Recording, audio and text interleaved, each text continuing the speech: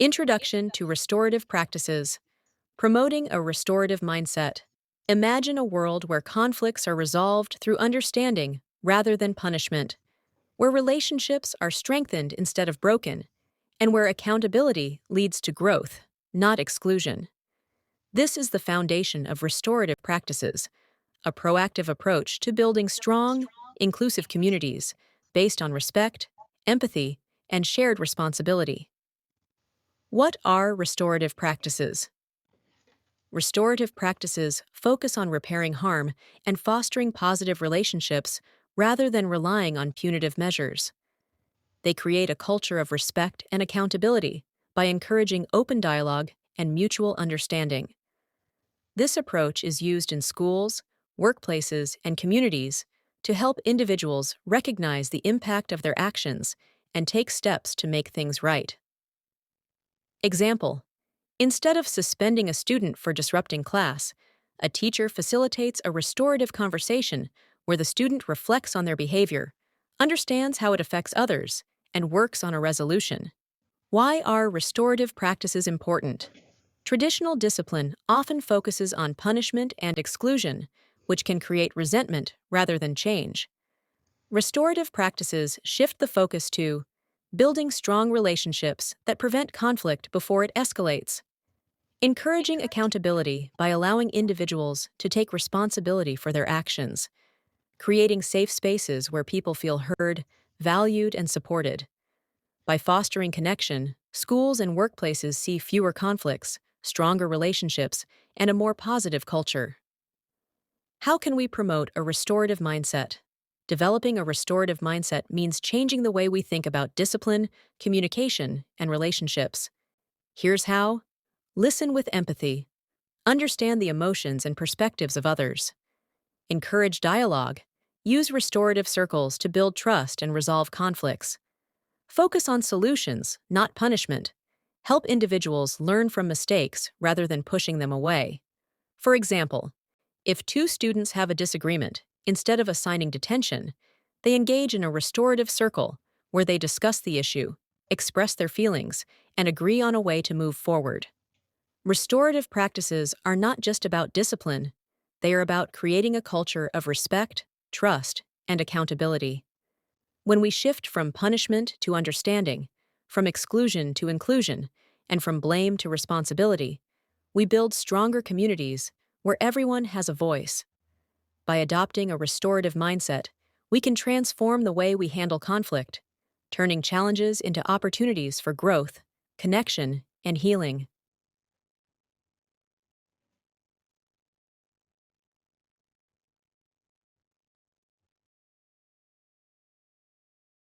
Navigating the classroom behavior crisis. Why teachers need support. The cartoon on this slide humorously captures a very real and growing frustration among educators today. A teacher, overwhelmed by a chaotic classroom, turns to a colleague for help, saying, "Can you help me, Mrs. Martin? This wasn't covered in any of my education courses." While the illustration is lighthearted, the underlying issue is anything but funny.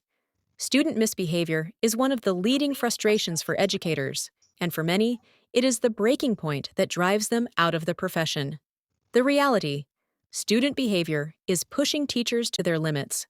Classroom management is one of the biggest challenges in education today. Many teachers enter the field unprepared for the level of defiance, aggression, and even violence they encounter on a daily basis. Horner and Deemer, 1992, Merritt and Weldall, 1993, Rueff, 1997, Sugai and Horner, 1994. Key statistics that paint the picture. Teachers consistently report student behavior as one of their top difficulties. Coates, 1,989. Elam, Rose, and Gallup, 1,996. Merritt and Weldall, 1,993. The number one reason teachers leave the profession is student misbehavior. The average length of time a teacher stays in the profession is only 4 years. Many educators feel underprepared and undertrained to handle defiance, aggression, and classroom disruptions effectively. This means that our education system is losing talented, passionate teachers, not because they lack content knowledge or instructional skills, but because they are overwhelmed by student misbehavior. Why is this happening? Many schools still rely on outdated, punitive discipline models that do little to improve student behavior in the long run. Traditional punishments like detention, suspension, and exclusionary discipline fail to address the root causes of misbehavior and often reinforce negative behaviors. Meanwhile, teachers feel increasingly isolated when dealing with difficult students, and they often lack the necessary training in evidence-based classroom management strategies. Without these tools, what should be a rewarding profession becomes a daily battle for control. The need for a new approach, restorative practices and SEL. Instead of relying solely on punishment-based discipline, schools need to adopt proactive, relationship-centered approaches that address behavior at its core. This includes restorative practices, teaching students how to take responsibility for their actions while repairing harm done to others. Social-emotional learning, SEL, equipping students with the skills to regulate emotions, build healthy relationships, and make responsible decisions. Positive behavior interventions and supports, PBIS, providing structured, school-wide systems that reinforce positive behaviors rather than simply punishing negative ones. By shifting from reactive discipline to proactive intervention, schools can create learning environments where students feel accountable for their actions, teachers feel supported, and classroom disruptions are minimized. What conclusions can we make? One is certain: supporting educators is key. The overwhelmed teacher in the cartoon represents countless real educators who feel unprepared, unsupported, and frustrated. If we want to retain great teachers and improve student outcomes, we must rethink behavior management in schools. By implementing training, mentorship, and restorative strategies, we can empower teachers to handle challenging behavior effectively, reduce burnout, and create a classroom environment where both students and educators thrive. The question is no longer if we need a change in approach, but how quickly we can make it happen.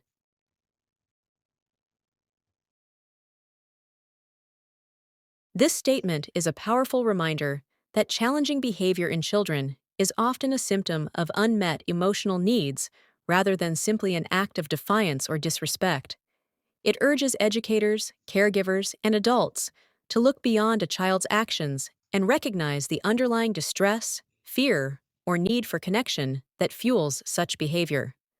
Let's explore this concept in greater depth by breaking it down into key themes. 1.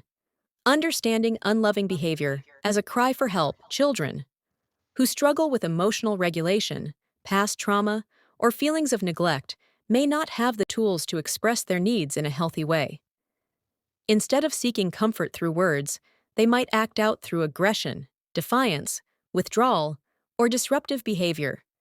For example, a student who constantly talks back to the teacher may not be trying to be disrespectful, but instead may be expressing frustration over feeling unseen or unheard at home or in school.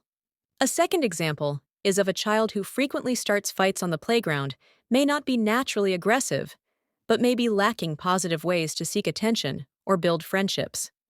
In these moments, it's important to pause and ask, what is this behavior trying to tell me, rather than reacting with punishment alone? 2. Shifting from punishment to compassionate responses. Traditional discipline often addresses the behavior rather than the root cause. However, when children act out, they often need connection more than correction. This does not mean allowing harmful behavior to go unchecked, but rather addressing the underlying need while teaching appropriate alternatives. On example, instead of immediately suspending a student for an emotional outburst, a restorative approach might involve a conversation about their feelings, providing coping strategies, and ensuring they have a trusted adult to talk to. A second example is of a child who frequently refuses to do classwork, maybe struggling with self-esteem issues or feeling incapable of success. Instead of punishing them for non-compliance, an educator might build their confidence by offering smaller, achievable steps and celebrating small victories. When educators and caregivers respond with understanding, patience, and guidance, they create an environment where children feel safe enough to learn how to express their emotions in healthier ways. 3. Building a culture of connection and emotional safety. Creating an emotionally supportive environment helps prevent challenging behaviors from escalating. By fostering strong relationships, educators can help children feel valued, heard, and understood. For example, a teacher might start each day with a morning check-in where students can share how they're feeling, helping to identify emotional struggles before they manifest in behavior. Another example is that schools can incorporate restorative circles where students engage in open discussions about their emotions, conflicts, and ways to support one another. When children feel emotionally secure, they are less likely to seek attention through disruptive means and more likely to engage positively in their environment. This quote serves as a call to action for educators, parents, and caregivers. When a child displays the most difficult behavior, that is when they need support the most. Rather than reacting with frustration or punishment, it is important to lean in with empathy, ask what is truly going on, and provide the guidance and reassurance that child may desperately need. By shifting our perspective from "what's wrong with this child" to "what has this child been through," we can create a culture of healing, belonging, and emotional safety that supports all children, especially those who need it the most. When discussing restorative practices, it's important to recognize the different terms used in the field. While they all share the same fundamental philosophy of relationship building, accountability, and community healing, each term emphasizes a slightly different approach. We have restorative justice, which focuses on repairing harm through inclusive dialogue and making amends. Next, restorative discipline shifts the focus from punishment to teaching responsibility and restoring relationships. The broader term, restorative practices, encompasses a set of strategies designed to build community, resolve conflicts, and foster a culture of mutual respect. Then, we have the restorative approach, which applies these principles not only in schools, but in workplaces, families, and communities. And finally, restorative what? This ellipsis reminds us that restorative principles are ever evolving, finding applications in new areas beyond traditional settings. As we move forward, think about how these different terms align with your work. Which of these resonates most with your experiences? And how might you integrate restorative practices into your environment?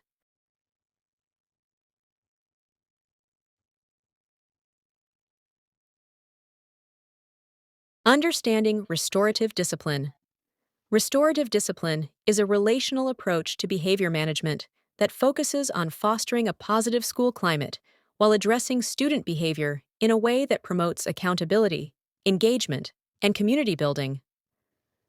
Unlike traditional punitive discipline methods that emphasize exclusion and control, restorative discipline seeks to strengthen relationships, encourage meaningful accountability, create a sense of belonging within the school environment. Let's break down the key elements of restorative discipline, as highlighted in this slide. 1. A relational approach. At its core, restorative discipline is about relationships. Rather than viewing student behavior in isolation, it considers how actions impact individuals and the broader school community. For example, instead of suspending a student for talking back to a teacher, a restorative approach would involve a conversation where the student and teacher discuss what happened, how it affected them, and what can be done to repair the relationship. Second, building school climate and addressing student behavior. Restorative discipline is not just about managing misbehavior. It is about creating a school culture where students feel safe, respected, and valued. When students experience a supportive school climate, they are more likely to engage positively with their peers and teachers. For example, a school might implement daily check-in circles where students express how they are feeling. This proactive approach builds emotional awareness and reduces conflict before it escalates. 3. fostering belonging over exclusion. Traditional discipline often removes students from the classroom through suspensions or expulsions. Restorative discipline prioritizes inclusion, ensuring students remain part of the community while learning from their mistakes. For example, if a student vandalizes school property instead of an automatic suspension, they could participate in a restorative conference where they hear from those impacted, teachers, custodians, peers, and take steps to repair the harm, such as cleaning the graffiti and leading an awareness campaign about respecting school property. Fourth, social engagement over control. Rather than focusing on enforcing strict compliance through authoritative control, restorative discipline encourages student voice and active participation in resolving conflicts. For example, a peer mediation program can be set up where students help facilitate discussions between classmates who have conflicts. This promotes engagement and helps students develop essential conflict resolution skills. 5. Meaningful accountability over punishment. Punishment often creates resentment and does not necessarily lead to changed behavior. Restorative discipline focuses on accountability that is constructive and meaningful, ensuring that students understand the impact of their actions and take steps to make amends. For example, if a student bullies a peer, instead of being sent to detention, they might engage in a restorative dialogue where they listen to the victim's experience, take responsibility, and commit to corrective actions, such as participating in kindness initiatives or mentoring younger students. In conclusion, restorative discipline seeks to establish a more effective approach to discipline.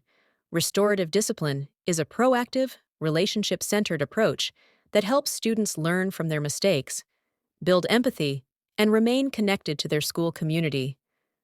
By emphasizing belonging, engagement, and meaningful accountability, schools can create environments where students thrive both academically and socially.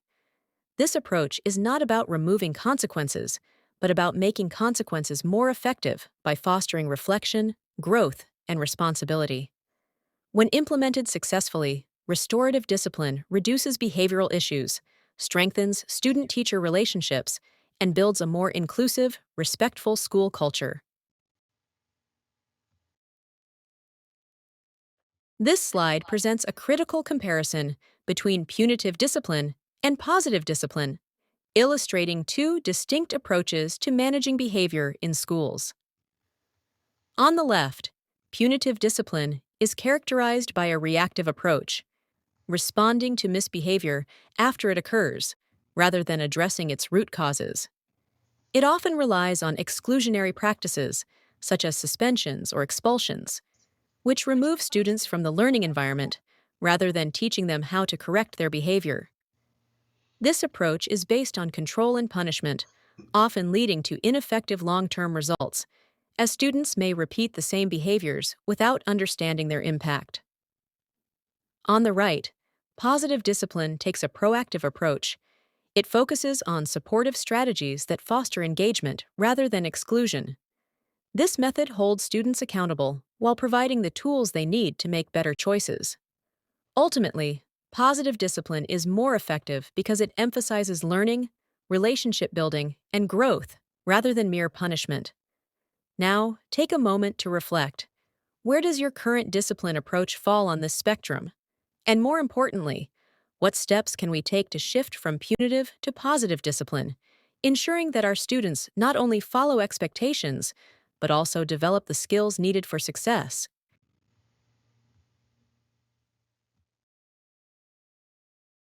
This slide contrasts two distinct approaches to addressing student behavior: punitive responses, which focus on punishment, and restorative responses, which prioritize accountability, healing, and meeting the needs of those affected.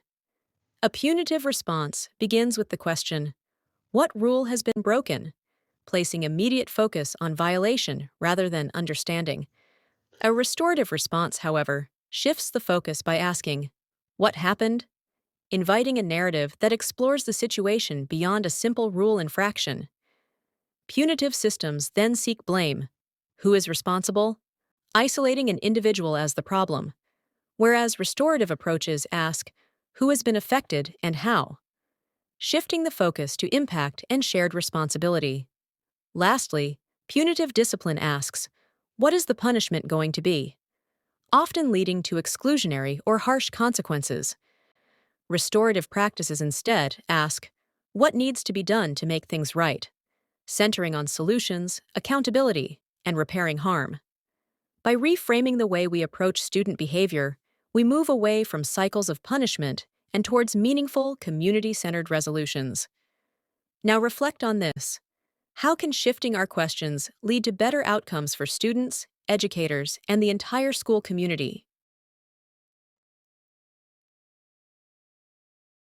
This slide provides a comparative overview of 3 foundational frameworks used to support student behavior and emotional well-being: Positive Behavior Interventions and Supports, PBIS, Restorative Practices, RP, and Social Emotional Learning, SEL. These frameworks exist along a continuum from external to internal focus, with PBIS emphasizing external behavior management strategies, restorative practices focusing on relational dynamics, and SEL centering on internal psychoeducational development. PBIS takes a behavioral-based approach, providing structure and reinforcement to shape student conduct. It is largely teacher and staff-centered, focusing on external expectations and rewards. Restorative practices emphasize relationship building as the foundation for discipline and community cohesion. SEL, or social emotional learning, operates at the deepest, most internal level, fostering emotional intelligence, self-regulation, and personal growth. This method is student-centered, empowering learners to understand and manage their emotions effectively. These 3 frameworks are not mutually exclusive. Instead, they complement each other. While PBIS provides structure, restorative practices cultivate strong relationships, and SEL builds the emotional skills necessary for lifelong success. As you reflect on this continuum, consider where your school's approach currently falls. How might integrating these strategies create a more supportive and effective learning environment for all students?